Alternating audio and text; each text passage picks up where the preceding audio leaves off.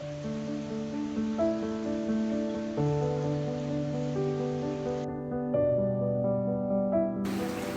back, and we've got just a few what we hope are interesting snippets for you today.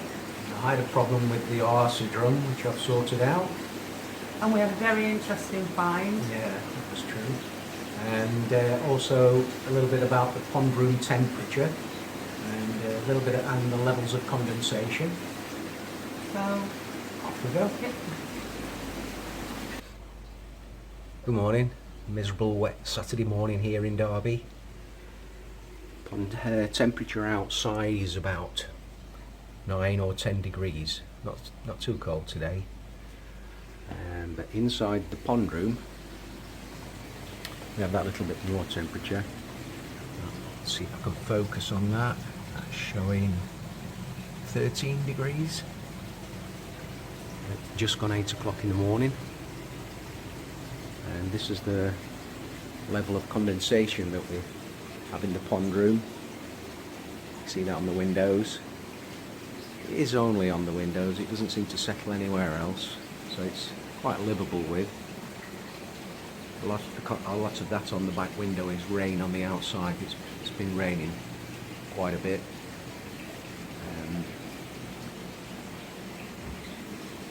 Furniture doesn't seem to get damp at all. And I'll give you an update at about 12 o'clock on the condensation to show you how it clears. Fish have just had their first feed of the day from the automatic feeder. That goes off at 8, 10, 12 in the morning, and then 2, 4 and 6 in the afternoon. All looking good. So it's now just gone 12 o'clock and the temperature in the pond room is 14 degrees. Water temperature is at 20. So not sure what it is outside. No doubt it will have warmed up, but I just wanted to show you now how condensation has cleared somewhat. Not fully, but not too bad. And creates a nice moist atmosphere in here. Fish are just having their finishing off their 12 o'clock feed from the auto feeder. And then the last feed of the day at 8 o'clock at night. It's hand fed. And what I've done with that is it's the same mix of food but in a separate container, and we've added a good dollop of food grade garlic powder. So this is another 50 grams. And just throw that in.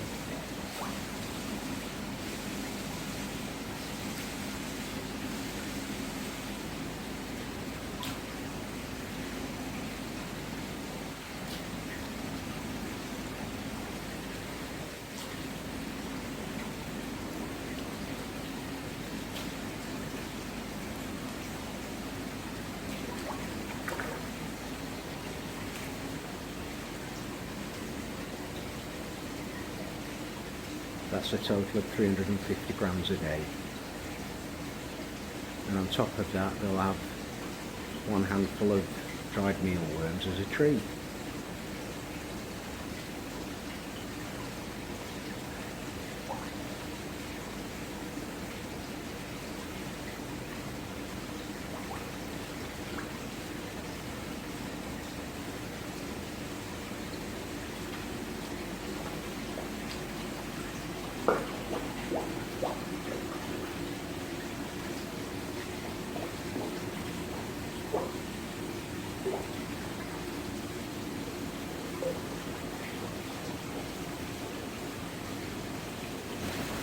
Right, so I've had the proper clear premium Oase drum for about just over 4 years now. I've had no problems with it up until a couple of weeks ago when I noticed that it was cleaning far too often. It was down to about 10 minutes. Took the screens out and pressure washed them, and they were quite dirty. Put them back, and that cured it, but only temporarily, because a short while after it started to do it again.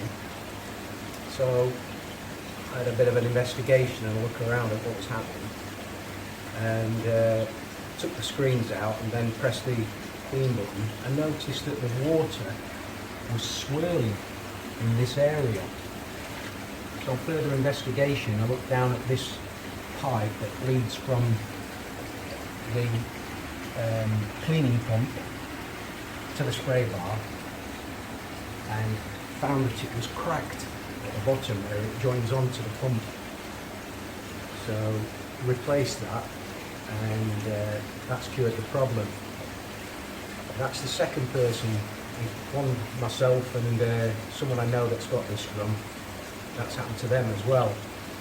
So if you've got this drum, that's something to keep an eye on. I'll show you the split pipe in a short while.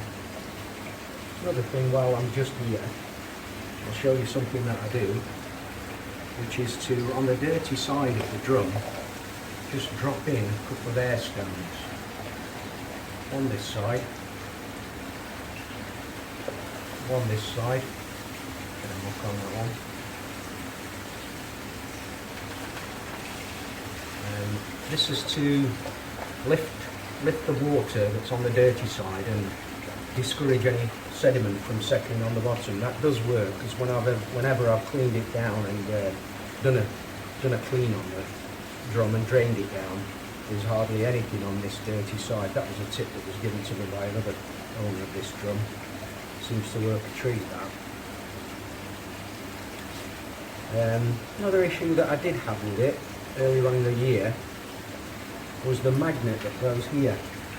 It actually fits onto the underside of this lid here with these two screw holes, and a number of people that have got this drum take those screws out and then place the magnet in position. Obviously it's a safety device to stop you getting your hands trapped. If you've got them in there and it suddenly starts to clean, you have to remember that and turn it off at the main panel if you want to do that. But by doing that, that allows you to see the operation of the drum and the spray bar. It's not something that I'm advocating, I'm just telling you that's what I do. A number of other people do it.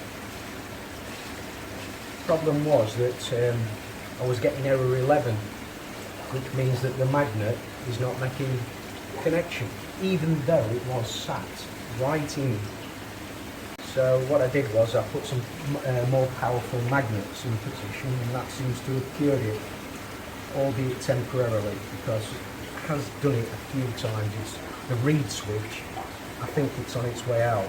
A new control panel which controls temperature, the triggering of the drum clean in cycle, and the temperature are all contained within that. I think they're about £150 there or thereabouts, so I might have to buy the bullet and buy a new one of those. The other way around it would be to try and bridge out the circuit for that reed switch. If anybody's got any ideas how to do that, I'd be much obliged, because I'm not really electronically minded. But it's only a 5-pin DIN socket, so it can't be that difficult. Yeah, so moving on. Here's the split in the pipe. Hope you can see that. Near to the pressure pump, letting all the pressure bypass the spray bar, not giving me a good clean. If you've got an Oase drum, you need to keep an eye out for that. Well, we call our channel Halfway Life, but it really is a big part of our life. In fact, it's a passion, and I'm so pleased and happy that we can share it together. Obviously, Nige has a lot more technical knowledge than I do, although I am interested in what he's up to with solving problems. Everything every day can be a different challenge. But one of the things that we're both really interested in is the health of our koi. Like everybody else, it's at the forefront of your mind. So you feel like you have to do everything possible to give your koi the best possible chance of a healthy life. and obviously that enhances our enjoyment, and it's a major part of it. That's one of the reasons why we've started adding the garlic to the last feed. We've read and heard from other people that it really does have beneficial properties. So we did look into it quite carefully to make sure that we were buying the right stuff. We didn't just go to the supermarket and buy a tub of garlic that might have salt in it. We bought a pure grade garlic powder. So I think we bought the best that we could. So that's added to the food at night, and we think in the few weeks, maybe a month that we've been doing it, that we've already seen some improvements. The fish swim really calmly. We've not had any flicking, which we didn't have a lot of, but we did have a bit of. And we believe that it's got not anti-parasitic, but it does repel parasites apparently. And there's lots of others that I just can't quite remember now, but if you wanted to look it up yourself, I think you'll find that there's lots of benefits, much like there is for us and other animals.